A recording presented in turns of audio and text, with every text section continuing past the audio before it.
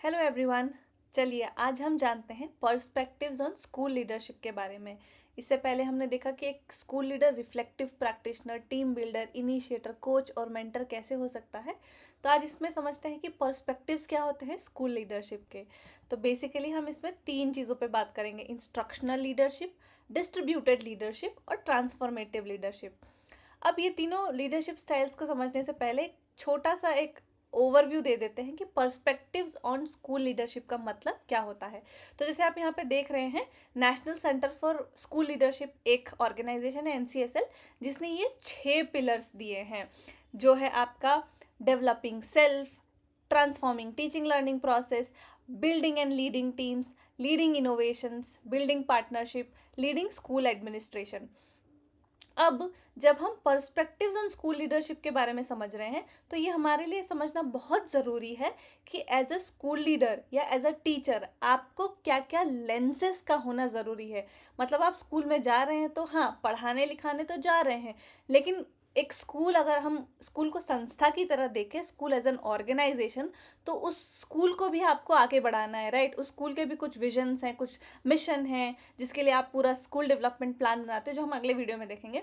तो अगर उस एक गोल को अचीव करना है ओवरऑल स्कूल का, तो आपके पास वो correct skill, correct mindset, correct knowledge होना चाहिए, राइट। तो ये जो पर्सपेक्टिव्स है, ये कुछ तरह के लेंसेज है जो आपको प्रोवाइड करते हैं कि अगर आप एक टीचर हो या एक प्रिंसिपल हो, तो आपका सिर्फ जॉब ये नहीं है कि आप एक एडमिनिस्ट्रेटर हो, राइट। आपको अपने स्कूल को बदलना है, अपने टीचर्स को कंटिन्यूसली ग्रो करना है, अपने स्टूडेंट्स को मोटिवेट करना है। तो डेवलपिंग सेल्फ मतलब कि मैं खुद as a school leader, as a teacher, क्या अपने डेवलपमेंट पे ध्यान देती हूँ, तो वो पहला पिलर हो गया। दूसरा है ट्रांसफॉर्मिंग टीचिंग लर्निंग प्रोसेस। तो टीचिंग लर्निंग प्रोसेस मतलब, जैसे मैंने कहा, स्कूल का मेन रोल तो यही होता है कि हम टीचिंग लर्निंग प्रोसेस करें, बच्चों को उनके करियर में हेल्प करें। तो वो टीचिंग लर्निंग प्रोसेस को ट्रांसफॉर्म करना है ना, जो एनईपी और एनसीएफ भी बात करते हैं। फिर है बिल्डिंग एंड लीडिंग टीम। तो यहाँ पे स्कूल, आप एक इंडिविजुअल पर्सन की तरह काम नहीं कर सकते, आपको मिल के सबको, सारे टीचर्स को, सारे स्टाफ को, सबको मिल के काम करना होगा, पेरेंट्स को, तभी जाके हम बच्चों के भविष्य को अच्छा बना पाएंगे। तो building and leading team is also one of the perspectives. उसके बाद लीडिंग इनोवेशंस, राइट। क्यों मैं क्लासरूम में चॉक और बोर्ड का ही यूज़ करूँ, क्या कोई और तरीका नहीं हो सकता? तो इस तरह के सवाल पूछना, स्कूल, ओवरऑल स्कूल में क्या मैं इस तरह के कुछ बाला एक्टिविटीज़ कर सकती हूँ या कर सकता हूँ, जिससे पूरे ओवरऑल स्कूल की टीचिंग लर्निंग एक्सपीरियंस बदल जाए? क्या मैं कुछ इको क्लब्स फॉर्म कर सकती हूँ? तो ऐसे अलग अलग इनोवेशंस करना स्कूल में, जिससे एक स्कूल जो है वो आगे बढ़ने लगे। उसके बाद building partnerships.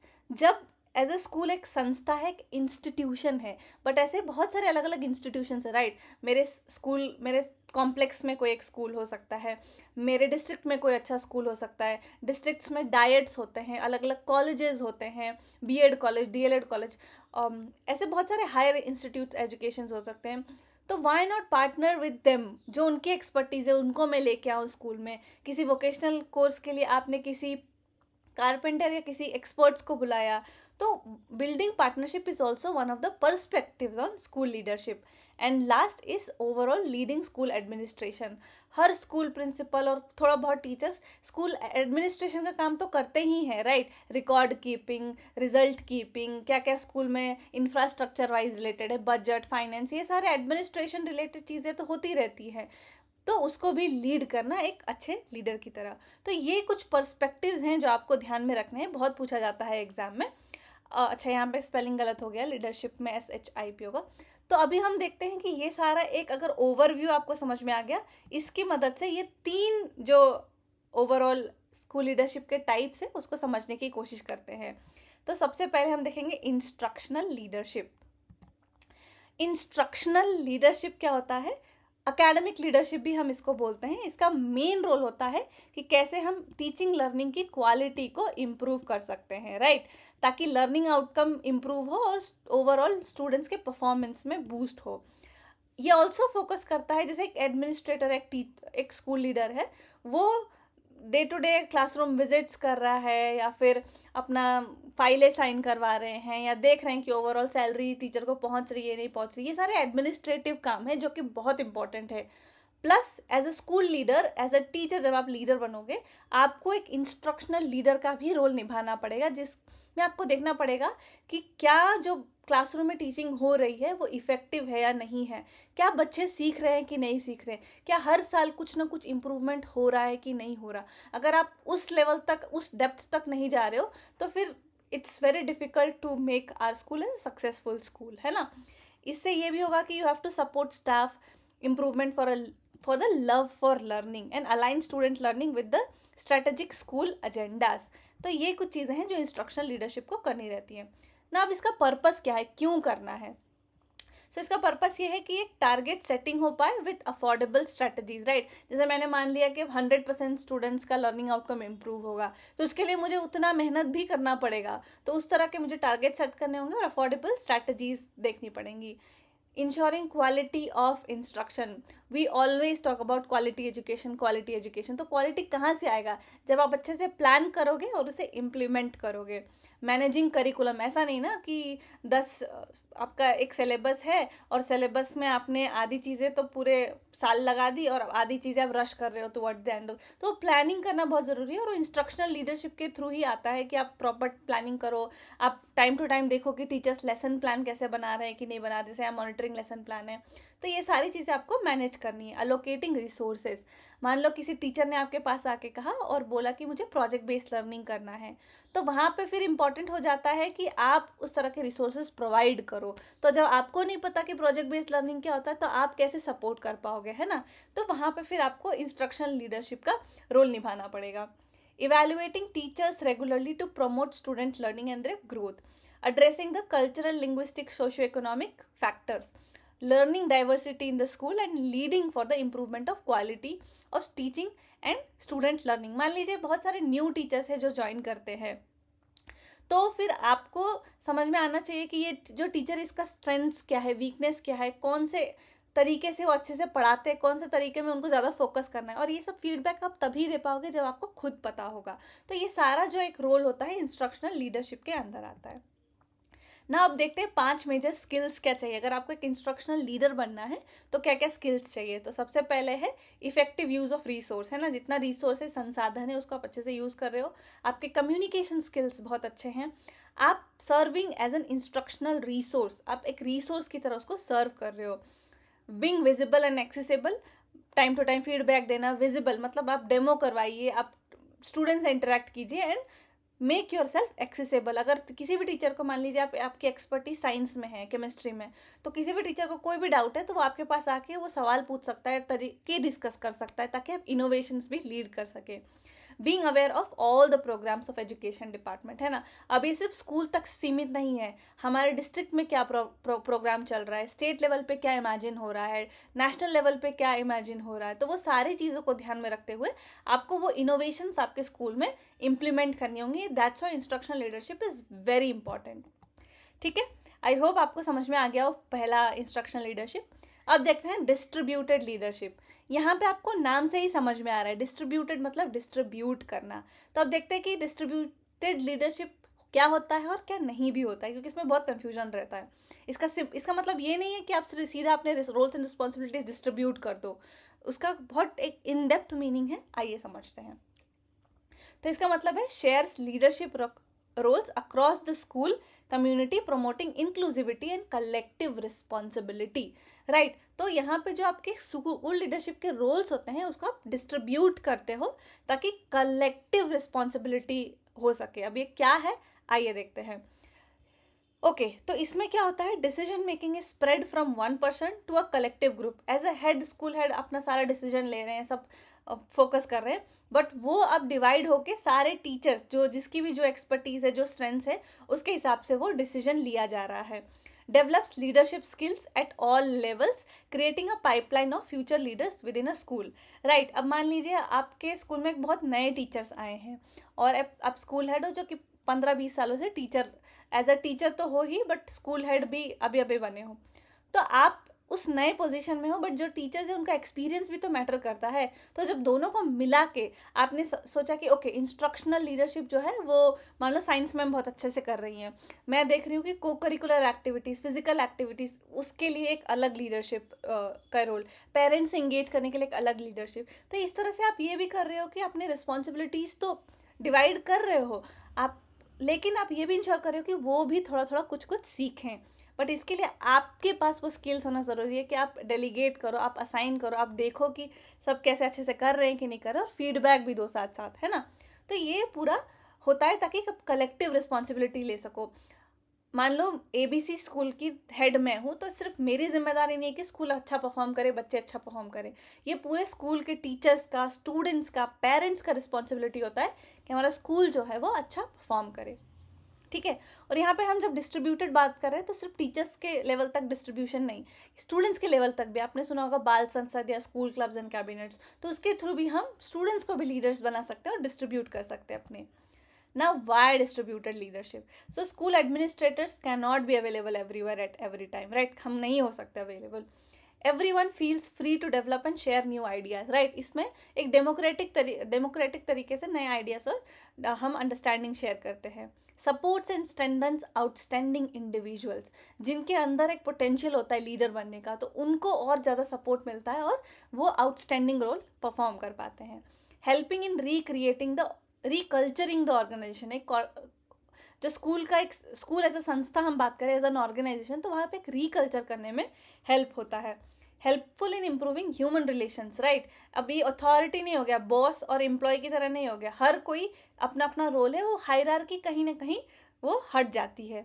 Helpful in solving complex problem in management and academic field.